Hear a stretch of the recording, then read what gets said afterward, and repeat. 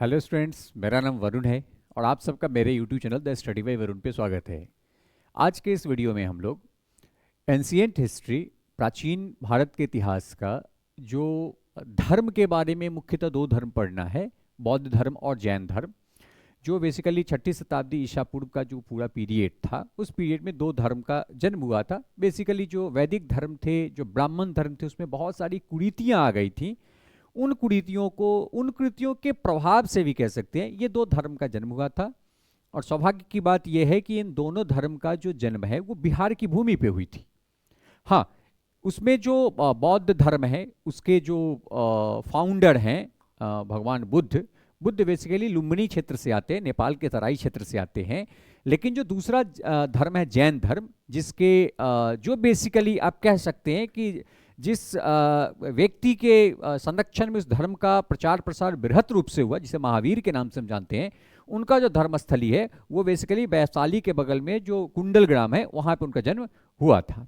ऐसे जो जैन धर्म है इसके 24वें तीर्थंकर मतलब कह सकते हैं कि जो इसके प्रचारक थे, 24वें प्रचारक जो है ना वो भगवान महावीर थे। उससे पहले जो ऋषभ देव हैं वो प्रथम तीर्थंकर थे और 23वें तीर्थंकर जो है वो पार्श्वनाथ हैं। उनके द्वारा भी जैन धर्म का प्रचार प्रसार किया गया था। लेकिन जो 24वें तीर्थंकर थे भगवान महावीर, इनके कार्यकाल में जैन धर्म का सर्वाधिक विस्तार हुआ था। इसलिए कहा जाता है कि वास्तविक जो संस्थापक है वो कौन है, वो भगवान महावीर है।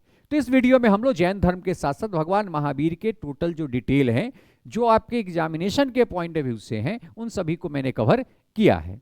ये जो टॉपिक है, ये जितने भी एग्जाम होते हैं जिसमें हिस्ट्री से, एंशिएंट हिस्ट्री से क्वेश्चन आता है, वो सभी एग्जाम के लिए बहुत ही महत्वपूर्ण टॉपिक है।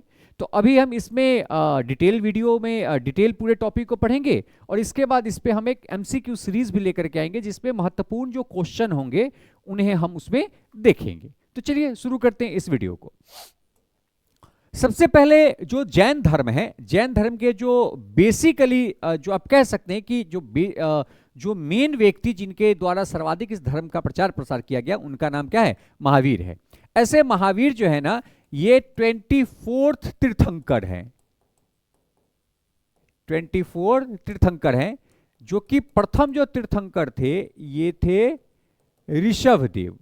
ये कौन थे, इनका नाम था ऋषभ देव, इनका नाम था ऋषभ देव। और जो 23वें तीर्थंकर है इनका नाम था पार्श्वनाथ, ठीक है। और जो भगवान महावीर है ये 24वें तीर्थंकर थे, मतलब 24वें व्यक्ति थे जिन्होंने जैन धर्म का प्रचार प्रसार किया है। इनके कार्यकाल में अधिक विस्तार हुई थी, इसलिए इन्हीं के बारे में हम लोग मुख्य रूप से पढ़ते हैं। भगवान महावीर जिनका बचपन का जो नाम था वो वर्धमान था, इनका जन्म 540 ईसा पूर्व में वैशाली के निकट एक जगह है जिसको अभी हम लोग वसुकुंड के नाम से भी जानते हैं, जिसे कुंड ग्राम भी कहते हैं, वहां पे हुआ था। जो वैशाली गढ़ जो है ना, जहां पे लिच्छवी गणराज्य का क्षेत्र है, उसके पास वाले ही क्षेत्र में इनका जन्म हुआ था। और इनका जो ननिहाल है वो लिच्छवी में ही था, अर्थात लिच्छवी गणराज्य में ही इनका ननिहाल था। तो इनका जो जन्म है वो कब हुआ था, 540 ईसा पूर्व में हुआ था। और ये बुद्ध से लगभग 23 वर्ष छोटे थे, अर्थात भगवान बुद्ध पहले आए थे, बौद्ध धर्म की उत्पत्ति पहले हुई थी, उसके बाद जैन धर्म की उत्पत्ति हुई थी। नेक्स्ट, इनकी जो मृत्यु है वो 72 वर्ष की अवस्था में 468 ईसा पूर्व में हुआ था। जो कि आप लोगों ने बौद्ध धर्म पढ़ा है, उसमें भगवान बुद्ध की जो मृत्यु है वो 80 वर्ष की अवस्था में बेसिकली हुई थी। तो इनकी कितने वर्ष की अवस्था में हुई थी, 72 वर्ष की अवस्था में, और उनकी हुई थी 80 वर्ष की अवस्था में, 483 ईसा पूर्व में उनकी मृत्यु हुई थी। इनका जो जन्मस्थल है, भगवान महावीर का जो जन्मस्थल है, ये कुंडल ग्राम जो वैशाली के बसो कुंड के पास है। वही भगवान बुद्ध का जो जन्मस्थल है वो लुम्बिनी कपिलवस्तु के क्षेत्र में जो लुम्बिनी जगह है वहां पर उनकी जन्म हुई थी।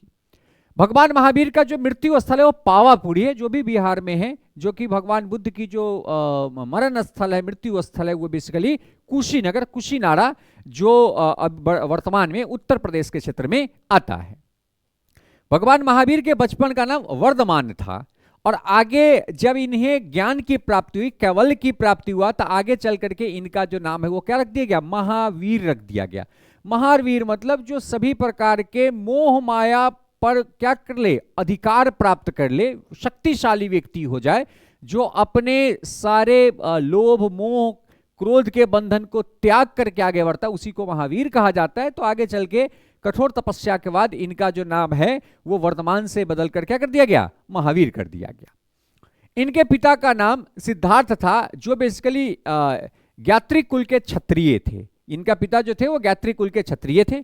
इनके माता का नाम त्रिशिला था, और त्रिशिला जो है ना वो लिच्छवी नरेश चेतक की बहन थी। लिच्छवी नरेश चेतक की बहन थी। साथ ही मगध के शासक बिंबिसार, जो हर्यक वंशीय शासक है बिंबिसार, ये बिंबिसार की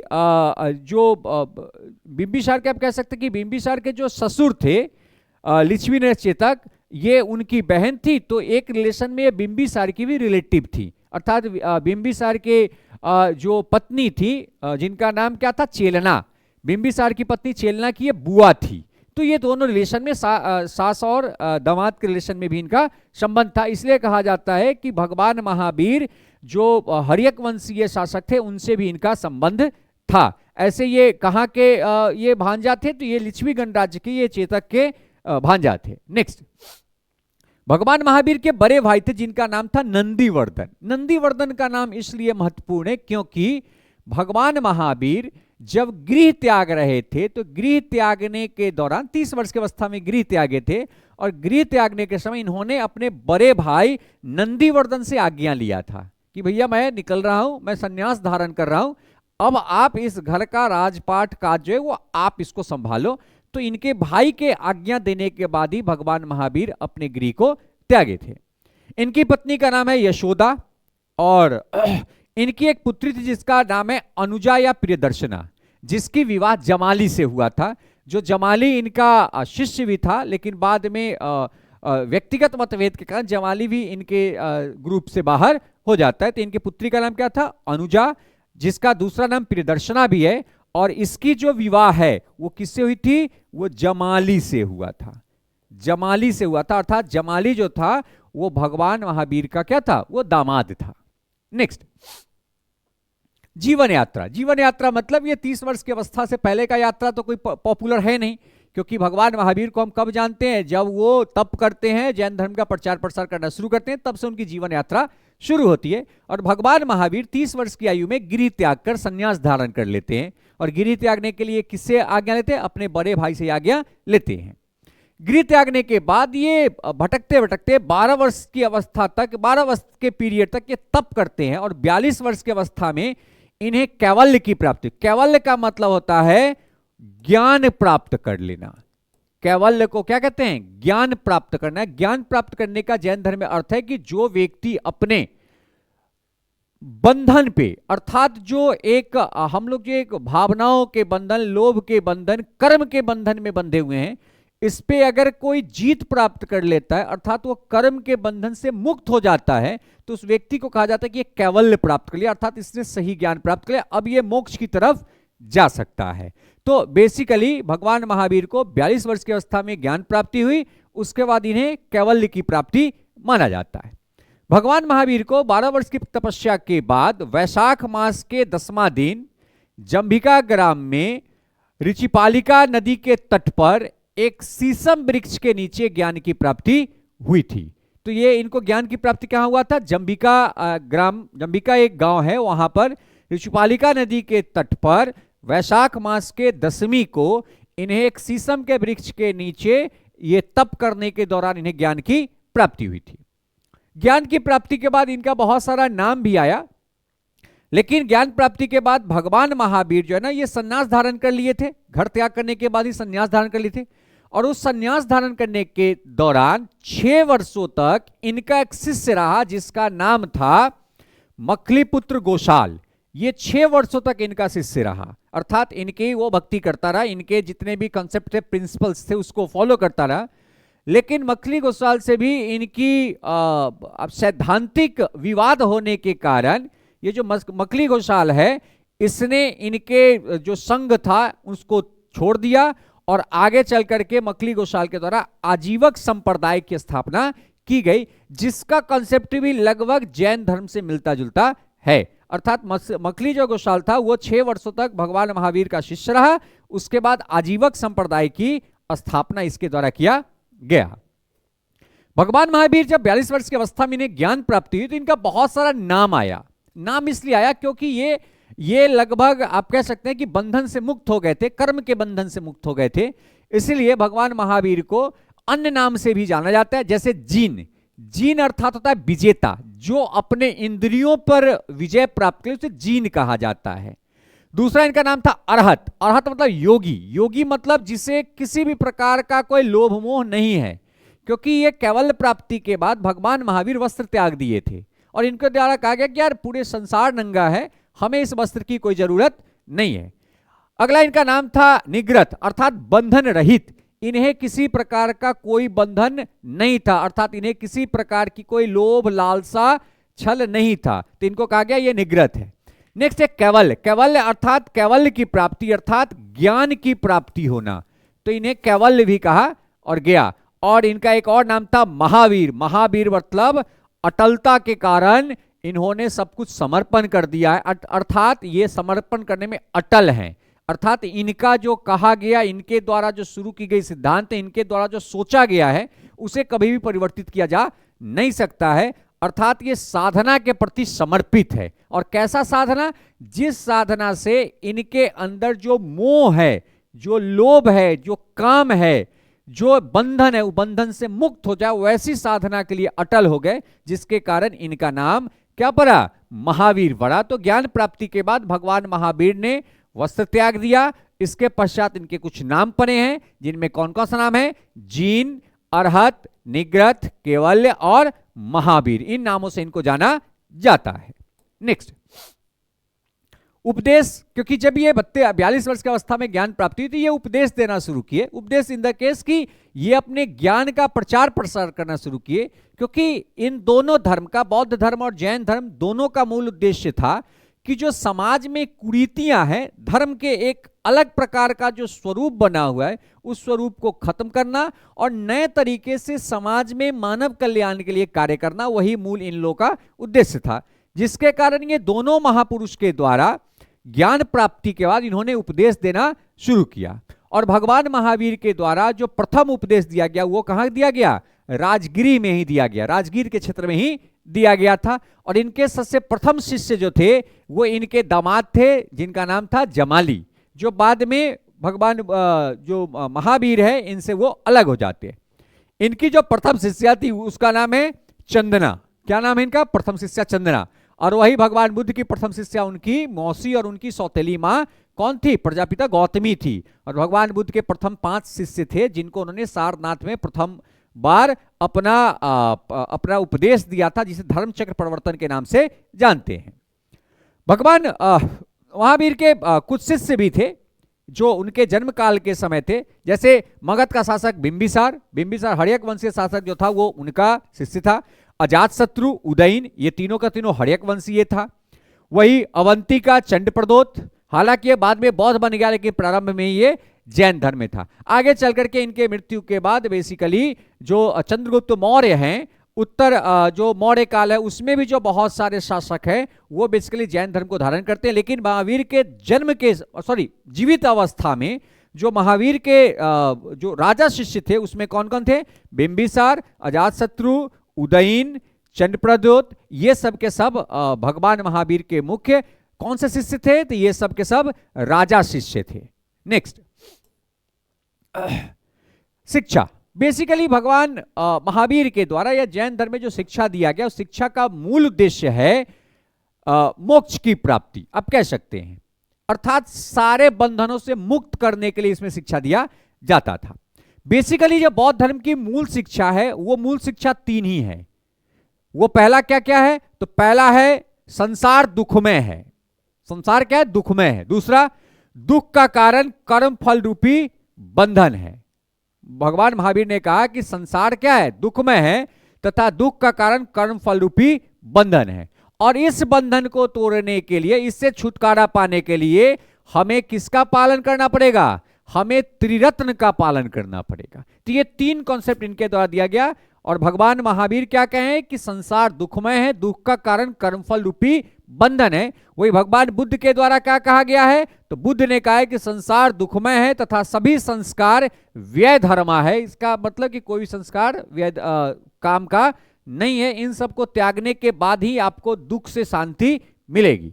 लेकिन वही भगवान महावीर के द्वारा क्या किया गया कि संसार दुखमय, दुख का कारण कर्मफल रूपी है। अर्थात हम सब जो मनुष्य आज दुखी हैं, इसका मूल कारण है कि हम किसी न किसी प्रकार के कर्म के बंधन में बंधे हुए हैं। जैसे हम कर्म के बंधन से बाहर आएंगे, ये जो सांसारिक दुख की जो पूरी एक आवरण से हम ढके हुए हैं, इस आवरण से हम 100% बाहर आ जाएंगे।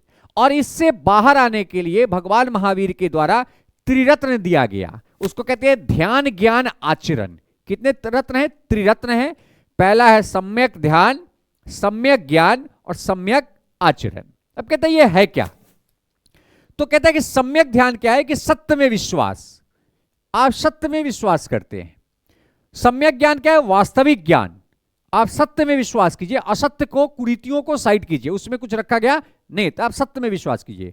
दूसरा वास्तविक ज्ञान, आप वैसा ज्ञान लीजिए जो वास्तव में ज्ञान हो, जिससे मानव कल्याण हो, आपको पोथी पढ़ने से ज्ञानवान मिलने वाला नहीं है। तीसरा सम्यक आचरण, सुख दुख में समान भाव रखिए। ऐसा नहीं कि अभी दुखी है तो मरते रहिए और खुशी है तो आप भोग विलास करना शुरू कर दीजिए। नहीं, आप अगर दुखी हैं और आप अगर सुखी हैं, दोनों में अगर आप अपने आप को बैलेंस करके चलते हैं तो आसानी से आप सांसारिक दुख से बाहर निकल सकते हैं। अर्थात न सुख में अति भोग विलास करना है और न दुख में अति पीड़ा सहना है। इनको अगर आप बैलेंस कर लेते हैं तो उसी को हम कहते हैं सम्यक आचरण। तो भगवान महावीर के द्वारा त्रिरत्न में क्या दिया गया? सम्यक ध्यान, सम्यक ज्ञान और सम्यक आचरण, जिसके द्वारा हम सांसारिक जो दुख का बंधन है उससे छुटकारा पा सकते हैं। ये महावीर के द्वारा दी गई शिक्षा है। नेक्स्ट, महावीर के द्वारा बंधन से मुक्त होने के लिए, अर्थात सांसारिक बंधन से मुक्त होने के लिए, मोक्ष प्राप्त करने के लिए, कैवल्य की प्राप्ति करने के लिए इनके द्वारा महाव्रत दिया गया। इनके द्वारा क्या दिया गया? महाव्रत दिया गया, जो महाव्रत बेसिकली भिक्षुओं के लिए है। ये महाव्रत किसके लिए? भिक्षुओं के लिए है। वही जो पारिवारिक लोग हैं उनके द्वारा अनुव्रत दिया गया है। तो याद रखिएगा, महाव्रत जो 5 महाव्रत है, जिसमें 5वां महाव्रत जो है वो महावीर के द्वारा जोड़ा गया है, जिसे हम ब्रह्मचर्य कहते हैं। तो ये पांचों का पांचों जो महाव्रत है, ये बेसिकली इस मोक्ष को प्राप्त करने के लिए, इस मोह रूपी बंधन को त्यागने के लिए बेसिकली भिक्षुओं के लिए लाया गया है। ये सामान्य व्यक्ति जो गृहस्थ जीवन जीते उनके लिए लाया नहीं गया, गृहस्थ वाले के लिए अनुव्रत का कंसेप्ट लाया गया है, जो महाव्रत से थोड़ा सा कम कठोर होता है। तो 5 महाव्रत है। पहला अहिंसा, अहिंसा को सबसे अधिक प्रधानता भी दिया गया है और अहिंसा दोनों मानता है, चाहे वो बौद्ध हो या जैन हो। अहिंसा का मतलब कि हमें हिंसा नहीं करना है, किसी पे हमें अत्याचार नहीं करना है। इसलिए आप देखिएगा जो जैनी होते हैं ना, वो किसी भी चीज को काटने से परहेज करता है, खास ही खास वो सजीव चीजों को काटने से परहेज करता है, इसलिए वो नॉनवेज वगैरह से बहुत दूर रहता है। दूसरा है अमृषा, अमृषा मतलब झूठ या असत्य नहीं बोलना, आप झूठ मत बोलिए। तीसरा है अस्ते, अस्ते मतलब आप किसी का चोरी नहीं कीजिए। चौथा अपरिग्रह, अपरिग्रह मतलब संपत्ति को संग्रह मत कीजिए। इसलिए आप देखिएगा बहुत सारे जो सूरत वगैरह के, गुजरात वगैरह क्षेत्र के जो जैनी लोग हैं, जो जैन धर्म के संत बन जाते हैं, देखते हैं वो पूरी संपत्ति दान कर देता है। क्यों? क्योंकि उनके महाव्रत में लिखा हुआ है कि आप संपत्ति का संग्रह नहीं करना है, आप संपत्ति संग्रह नहीं कर सकते हैं, संपत्ति को जमा नहीं कर सकते। और 5वां है ब्रह्मचर्य, ब्रह्मचर्य का आपको पालन करना पड़ेगा। तो ये जो 4 महाव्रत है, अहिंसा, अमृषा, अस्तेय, अपरिग्रह, ये पूर्व काल से ही है। लेकिन ब्रह्मचर्य को जो 5वां महाव्रत है, इसे भगवान महावीर के द्वारा जोड़ा गया है। और ये 5 महाव्रत में जो सबसे महत्वपूर्ण महाव्रत है वो कौन है? अहिंसा। तो ये सबसे क्या है? इंपॉर्टेंट है और ये सबसे न्यूली है। ये क्या है? ये सबसे न्यूली है। जो किसके द्वारा जोड़ा गया है? तो ये बेसिकली भगवान महावीर के द्वारा जोड़ा गया है।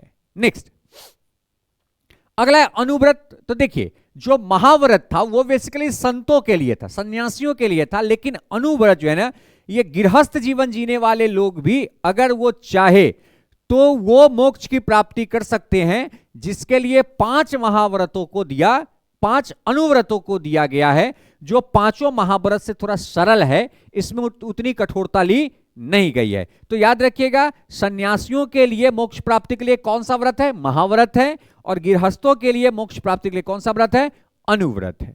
नेक्स्ट, अगला एक कंसेप्ट आता है काया कलेश। देखिए, काया कलेश का अर्थ है कि अगर कोई जैनी, जो जैन धर्म के जो प्रवर्तक हैं, जैन धर्म के जो फॉलोअर हैं, जिन्हें कैवल्य की प्राप्ति होती है, मोक्ष की प्राप्ति हो जाती है, ज्ञान की प्राप्ति हो जाती है, और वो चाहते हैं कि अब हम अपना शरीर त्याग दें, तो शरीर त्यागने की एक प्रथा है जिसे हम कहते हैं काया कलेश।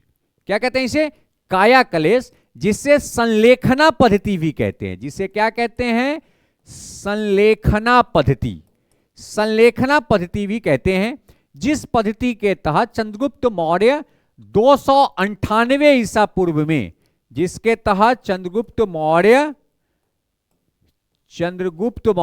298 ईसा पूर्व में अपने शरीर को कर्नाटक के श्रवणबेलगोला में त्यागे थे। तो ये क्या है पद्धति? तो ये एक ऐसी पद्धति है जिसमें जो जैनी लोग होते हैं वो भूख अर्थात वो भोजन को त्याग कर तप करते हैं, और वो भोजन को इस कदर त्यागते हैं कि धीरे धीरे उनकी शरीर की जो कोशिकाएं हैं वो मरने लगती है और एक समय के बाद उनकी मृत्यु हो जाती है। इसी प्रक्रिया को, मरने की या आप कह सकते हैं मोक्ष प्राप्त करने की इसी प्रक्रिया को काया कलेश या संलेखना पद्धति कहा गया है, जो एक कठोर पद्धति है जिसके द्वारा जैन धर्म में शरीर त्यागा जाता है।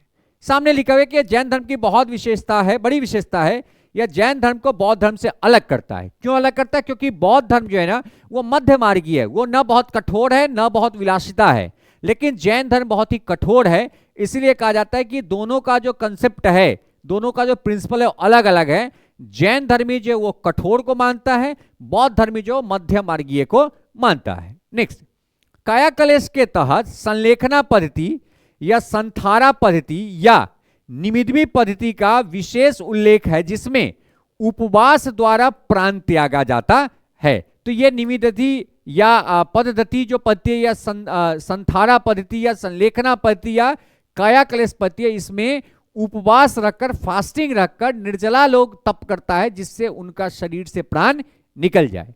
और इसी पद्धति के द्वारा श्रवणबेलगोला कर्नाटक में चंद्रगुप्त मौर्य के द्वारा 298 ईसा पूर्व में अपना शरीर त्यागा गया था। और वही जो जगह है, उस जगह पर कर्नाटक के गंगवंशीय शासक राजमहल चतुर्थ के मंत्री का नाम था चामुंडा राय। चामुंडा राय भी जैनी था।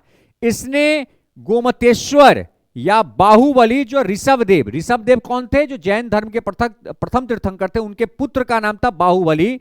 उनका एक विशाल मूर्ति का निर्माण करवाया है। कहां पे? कर्नाटक के श्रवणबेलगोला में। और उस जहां पे मूर्ति का स्थापना किया गया, वहां पर प्रत्येक 12 वर्ष पर एक उत्सव मनाया जाता है जिसे हम महामस्तकाभिषेक कहते हैं। उस उत्सव का क्या नाम है? महामस्तकाभिषेक कहते हैं, जो बेसिकली कहां मनाई जाती है? कर्नाटक के श्रवणबेलगोला में। जहां पर किसकी मूर्ति बनी हुई है? तो जैन धर्म के प्रथम तीर्थंकर ऋषभदेव के पुत्र गोमतेश्वर या उसका दूसरा नाम था बाहुबली की मूर्ति बनी हुई है। और यह मूर्ति बनाने का काम कौन किया था? तो गंगवंशीय शासक राजमहल चतुर्थ के जो मंत्री थे चामुंडा राय के द्वारा यह मूर्ति बनाया गया है। और उसी जगह पर जो चंद्रगुप्त मौर्य थे, जो मौर्य वंश के संस्थापक थे, इन्होंने काया कलेश या संलेखना पद्धति के द्वारा 298 ईसा पूर्व में प्राण त्यागे थे। नेक्स्ट, अगला एक शब्द आता है गण। गण का मतलब ही होता है ग्रुप। गण का मतलब क्या था? ग्रुप, समूह। तो बेसिकली भगवान महावीर के द्वारा ही जैन धर्म के प्रचार प्रसार के लिए इन्होंने 11 अनुयायियों के, 11 फॉलोअर का एक ग्रुप बनाया था, एक पूरा कमिटी बनाया था। उसी कमिटी को गण कहते हैं। तो गण का बेसिकली काम क्या था? तो गण का बेसिकली काम था धर्म का क्या करना? प्रचार प्रसार करना, जिसके लिए भगवान महावीर के द्वारा 11 अनुयायियों के द्वारा 11 अनुयायियों के एक समूह बना करके प्रचार प्रसार का काम शुरू किया गया था, इसे गण कहा गया था। और इस गण के जो प्रधान होते हैं उन्हें गंधर कहा जाता है। और भगवान महावीर के मृत्यु के पश्चात सुधर्मन जैन धर्म का पहला गंधर या सुधर्मन जैन धर्म के गण का पहला अध्यक्ष बना था। तो याद रखिएगा कि गण की स्थापना किसके द्वारा की गई? महावीर के द्वारा ही किया गया था। और गण के जो प्रथम अध्यक्ष कौन बने थे? उनका नाम था सुधर्मन, जो बेसिकली गण के प्रथम गंधर या प्रथम अध्यक्ष भगवान महावीर के मृत्यु के बाद बने थे। और इस गण का मुख्य कार्य क्या था? तो जैन धर्म का प्रचार प्रसार करना। नेक्स्ट, जैन धर्म का दर्शन। देखिए, दर्शन में 3-4 दर्शन हम लोग को पढ़ना है। एक सांसारिक दर्शन भी पढ़ना है, एक ये भी पढ़ना है, एक मोक्ष और काम दर्शन भी पढ़ना है। तो हमें इसमें 3-4 दर्शन के बारे में पढ़ने। दर्शन का अर्थ होता है कि उसके बारे में फिलॉसफी क्या थी जैन धर्म की। जैसे पहला है कि संसार संबंधी दर्शन, कि संसार के संबंध में जैन धर्म क्या सोचता है। तो जैन धर्म कहता है कि संसार जो है ना, इसको कोई संचालित नियंत्रित करता होता नहीं है, यह स्वतः चल रहा है। ये क्या हो रहा है? स्वतः चल रहा है, इसको कोई संचालित या नियंत्रित करता नहीं है, यह शाश्वत है और यह कभी खत्म होने वाला नहीं है। जो कि बौद्ध धर्म कहता है कि नहीं, यह सब कुछ क्षणिकवाद है। बौद्ध धर्म कहता है यह क्षणिकवाद है, यह शाश्वत नहीं है, यह कभी ना कभी खत्म होगा ही। लेकिन जैन धर्म सांसारिक संबंध के सांसारिक रूप में जो इनका फिलॉसफी कहता है कि ये जो संसार है ये क्या है? ये संसार शाश्वत है, इसे कोई नियंत्रित और कंट्रोल करता नहीं है। कहता है कि जैन धर्म के अनुसार संसार का निर्माण जीव और अजीव दोनों प्रकार के तत्वों के संयोग से हुआ है। जीव और अजीव दोनों प्रकार के तत्वों, मतलब लिविंग थिंग्स और नॉन लिविंग थिंग्स, दोनों के तत्वों के संयोग से हुआ है। अतः कहा जा सकता है कि सृष्टि की रचना एवं पालन पोषण सार्वभौमिक विधान से हुआ है। तो हम कह सकते हैं कि जीव अजीव दोनों से हुआ है, अर्थात ये सृष्टि की रचना जो है ये ऑटोमेटिक हुआ है, इसकी रचना किसी के द्वारा किया नहीं गया है। या दूसरे शब्द में कह सकते हैं कि इसका संचालन या नियंत्रक कोई नहीं है, ना इसको कोई संचालित करता है ना कोई इसको नियंत्रित करता है। ये सार्वभौमिक विधान है, ये विधि का विधान है जिसके तहत ये चल रहा है और ये शाश्वत है, ये कभी भंग होने वाला नहीं है। जैन धर्म के जो सांसारिक दर्शन है उसको 5 भागों में बांटा गया है। पहला पुद्गल। पुद्गल मतलब जिसे हम छोटे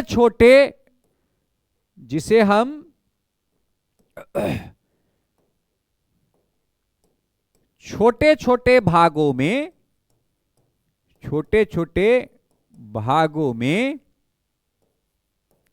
बांटा जा सकता है।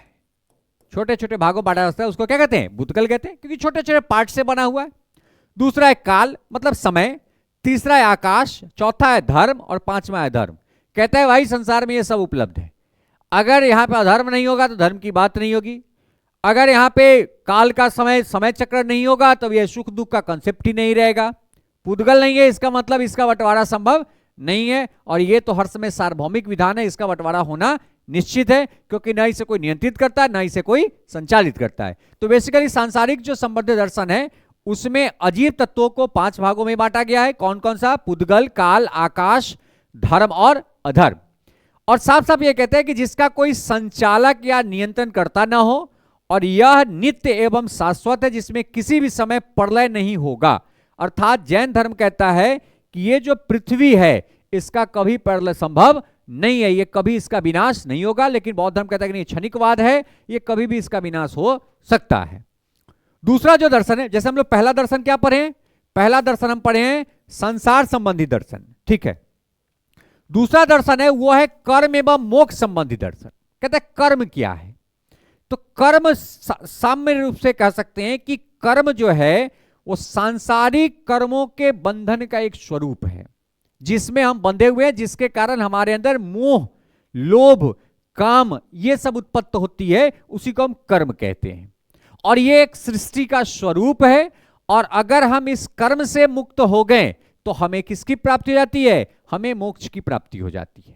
तो कर्म और मोक्ष के संबंध में जैन धर्म का दर्शन है कि कर्म का तात्पर्य सांसारिक कर्मों से है जो बंधन का कारण है, क्योंकि आपके अंदर कर्म की भावना, अर्थात आप बंधे हुए हैं।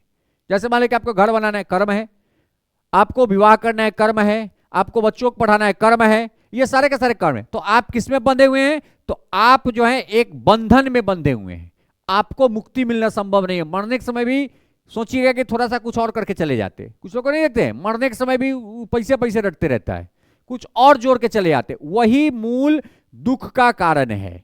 और अगर उससे आप मुक्त हो गए तो दुख होगा ही नहीं, अर्थात आपको किसकी प्राप्ति हो गई? मोक्ष की प्राप्ति हो गई। तो जैन धर्म में कहता है कि कर्म जो है ये क्या है, सांसारिक कर्मों का एक बंधन है। सृष्टि के प्रत्येक वस्तु में आत्मा होती है 100%। कर्म आत्मा का विनाशक है और कर्म आत्मा का विनाशक है। जैसे जैसे आपका कर्म बढ़ेगा आपकी अंतरात्मा मरती चली जाएगी। वो एकदम याद रखिएगा कि जैसे जैसे कर्म का बोझ आपके अंदर बढ़ेगा, आपके ऊपर बढ़ेगा, अंतरात्मा आपका मरती चली जाएगी, आपकी इच्छाएं खत्म होती चली जाएगी और आप एक बंधन में बंधते हुए चले जाएंगे। और एक समय के बाद उस पूरे बंधन का एक आवरण बन के आपके ऊपर आ जाएगा जो आपको मोक्ष प्राप्त करने में बहुत अधिक बाधा उत्पन्न करेगा। दूसरा कहता है मोक्ष क्या है, तो कर्म या बंधन से मुक्ति होने पर ही मोक्ष की प्राप्ति होती है। अर्थात कर्म के बंधन से अगर आप बाहर निकल जाते हैं तो उसी को हम क्या कहते हैं, मोक्ष कहते हैं। और बेसिकली कर्म एवं मोक्ष के निकलने के लिए जैन धर्म में 5 चरण दिए गए हैं कि इन 5 चरणों के द्वारा एक व्यक्ति को मोक्ष की प्राप्ति हो सकती है। जिसमें पहला है आश्रव।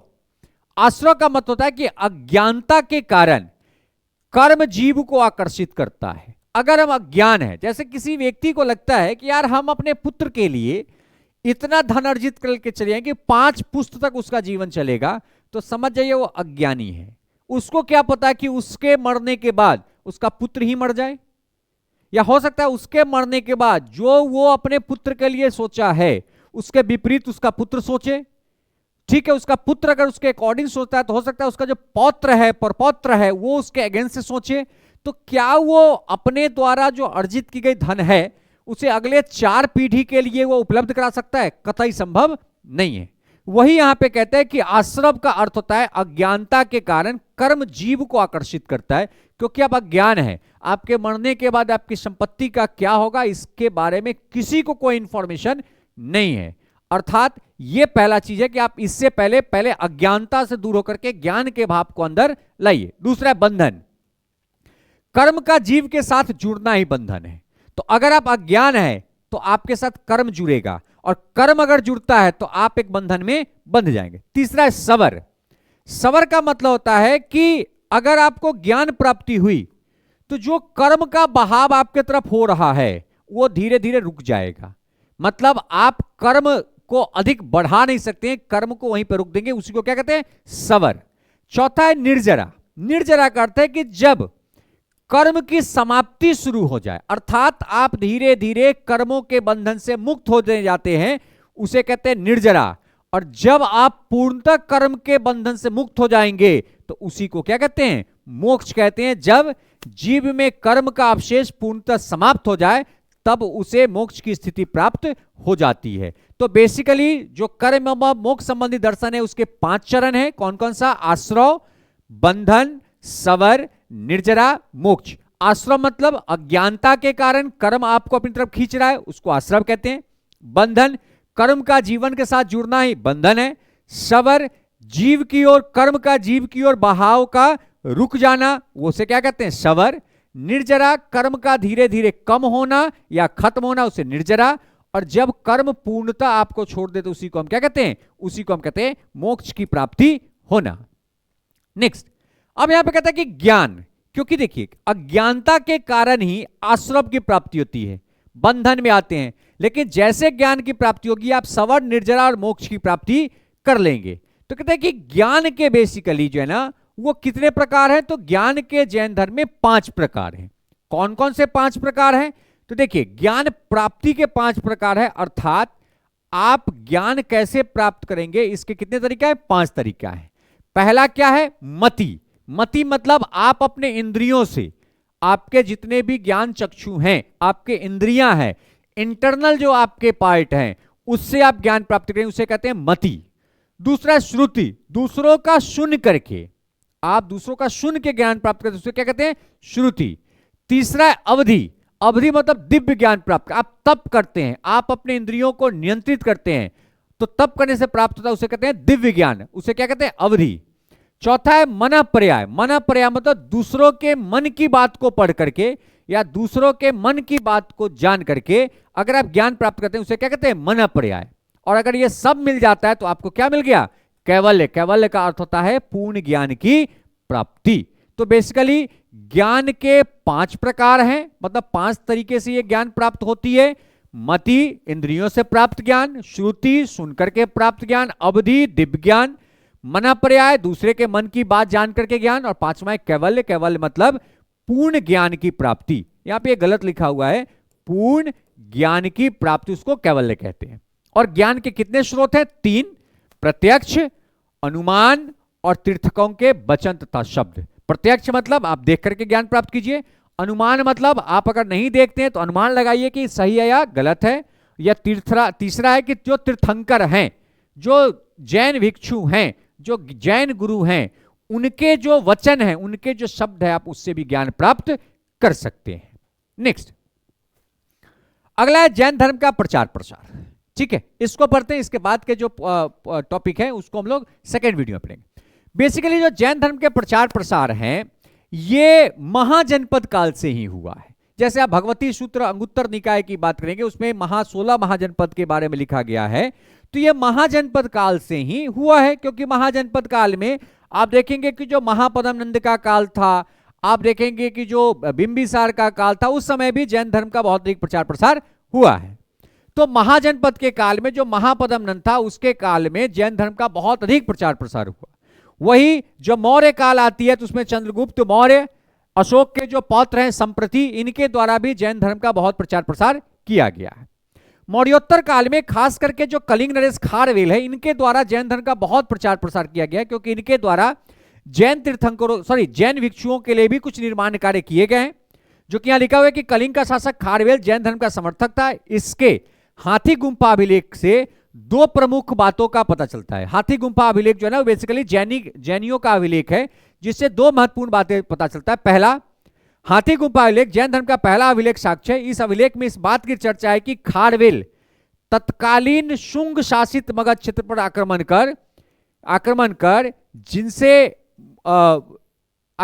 कर वहां के जो जैन मूर्ति था, जैन मूर्ति उसको कलिंग लाया था। तो ये पहला इनको पता चलता है। दूसरा, इस अभिलेख हाथी गुम्फा अभिलेख में इस बात का उल्लेख है कि खारवेल ने उदयगिरी पर्वत पर एक जैन गुफा का निर्माण करवाया था, ताकि जैन भिक्षु वहां पर आकर के तपस कर सके। तो ये बेसिकली खारवेल के हाथी गुम्फा अभिलेख से पता चलता है।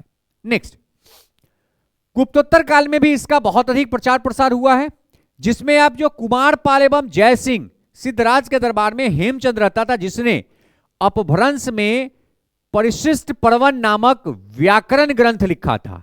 और यहीं से जो अपभ्रंश जो भाषा है उसका भी विकास होता है। इसलिए कहा जाता है कि अपभ्रंश भाषा के विकास में जैनियों का प्रमुख योगदान है। क्यों? क्योंकि जैन धर्म के ही फॉलोअर थे, जिनका नाम था हेमचंद्र। इनके द्वारा प्रशिष्ट पर्वन नामक व्याकरण लिखा गया है, जो बेसिकली व्याकरण जो ग्रंथ है वो किस भाषा का है? अपभ्रंश भाषा का है। तो व्याकरण ही जब लिखा गया, अर्थात वहीं से इस भाषा का बहुत अधिक प्रचार प्रसार हुआ होगा।